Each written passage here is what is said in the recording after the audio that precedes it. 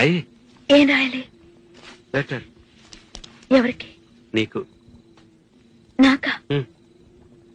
నాకు రాయడం రాదు. ఈ మధ్యన సంతకం పెట్టడం నేర్చుకున్నా. నాకు నువ్వు రాసే ఉత్తరం నేను రాసి నాకు చదివి వినిపించి తర్వాత నువ్వు చదువుకో.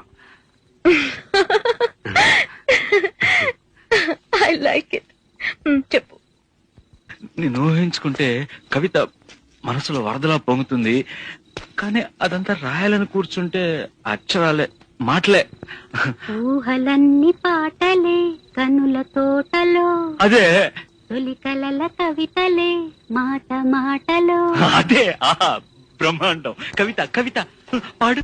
కమ్మని ఈ ప్రేమ లేఖనే రాసింది హృదయమే,